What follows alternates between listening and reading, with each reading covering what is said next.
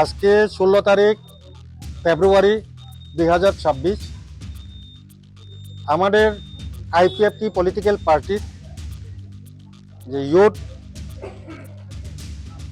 Association youth organisation का जो wings youth IPFT के ये यूथ आईपीएफटी যুব সংগঠন আমাদের আইপিএফটি আজকে 16তম তাদের ফাউন্ডেশন দিবস। তো আজকের দিনেই 2011 আজকের দিনেই এই যুব সংগঠন গঠিত হয়েছিল। তো আইপিএফটি যেমন শুরু থেকেই অর্থাৎ 2009 সাল থেকে আজ অবধি আমাদের যে সিঙ্গেল ডিমান্ড ভারতের সংবিধানের আর্টিকেল 2 and 3 মোতাবেক ত্রিপুরা স্বশাসিত এলাকা জেলা পরিষদ স্বশাসিত জেলা পরিষদ এলাকাকে নিয়ে নতুন রাজ্য ত্রিপুরাল্যান্ড গঠন করতে হবে। এই ডিমান্ডকে নিয়ে আমরা যেমন শুরু করেছি আজও যেমন আজ অবধি যেমন জারি আছে, যতক্ষণ না পর্যন্ত আমরা এই দাবি আদায় করে না পারবো ততক্ষণ পর্যন্ত আমরা আমাদের আন্দোলন জারি থাকবে। তো সেই রূপ তদ্রূপ আমাদের যে ইউথ যুব সংগঠন ইউথ আইপিএফটিও তাদের যে জন্মলগ্ন থেকে তারা এই যে আদর্শ আইডিওলজি যেটা এডিসি এলাকাকে নিয়ে রাজ্য গঠন ভারতের সংবিধানের 2 এবং 3 ধারা মোতাবেক এই আন্দোলনকে নিয়ে তারা আন্দোলন করে এসেছে, আজকেও করছে, আগামী দিনও করবে। যতক্ষণ না পর্যন্ত এই দাবি মিলে ততদিন পর্যন্ত ইউথ আইপিএফটিও এই আন্দোলন তাদের যে আন্দোলন জারি রাখবে। তো আজকে আপনাদের মাধ্যমে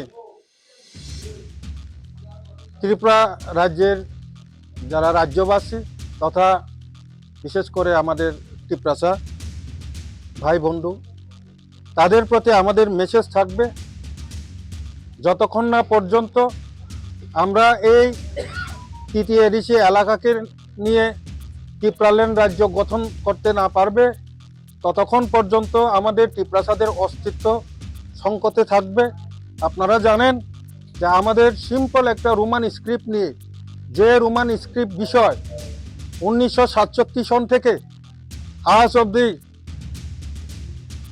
আন্দোলন চলছে, সমাধান হয়নি। সিপিএম সরকারের মতো যে রাজনৈতিক দল, এই রাজনৈতিক দলও রোমান স্ক্রিপ্ট বিরোধিতা করেননি।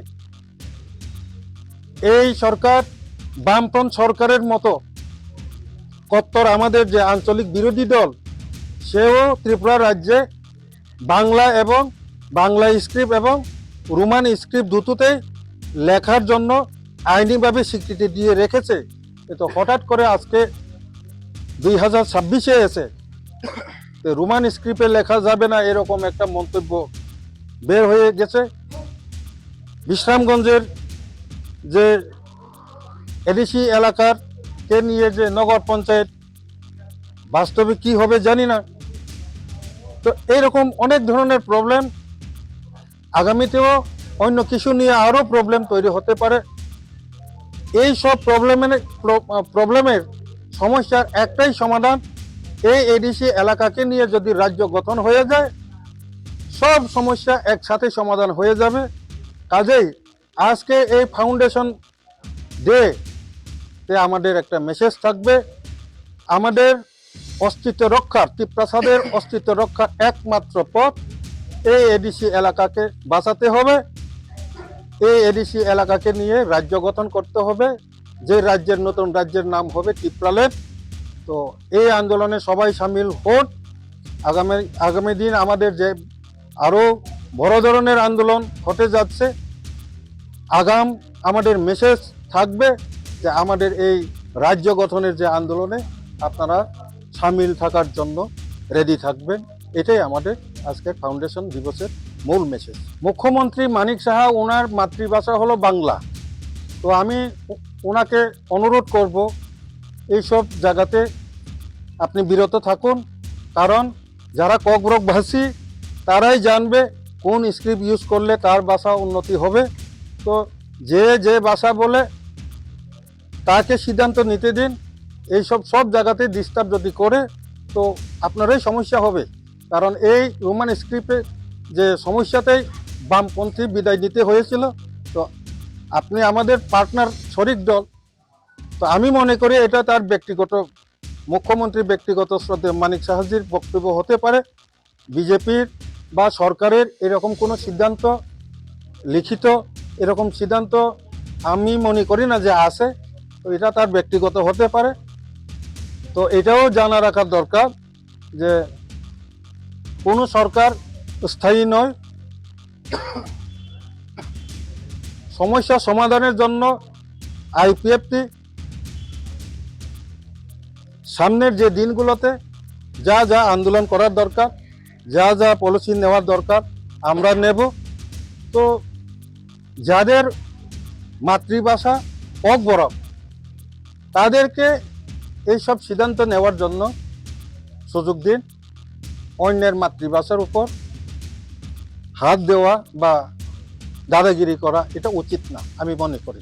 আজকে ইউআইপিএফটি ফাউন্ডেশন ডে 2011-তে ইউআইপিএফটি শুরু হয়েছিল আজের দিনে। তো আজকে 16 ফেব্রুয়ারি 2026, 16 বছর হয়েছে ইউআইপিএফটি। তো আমি এটাই জানাবো রাজ্যবাসীদেরকে, সবাইকে ধন্যবাদ 16তম ফাউন্ডেশন ডে জন্য। তো আজকে যারা এসেছে তাদের জন্য আমি বিশেষ করে ধন্যবাদ জানাই। তো আমি সবাইকে, রাজ্যবাসীদেরকে 16তম প্রতিষ্ঠা দিবসে আমার পক্ষ থেকে, ইউআইপিএফটির পক্ষ থেকে সবাইকে ধন্যবাদ জানাই।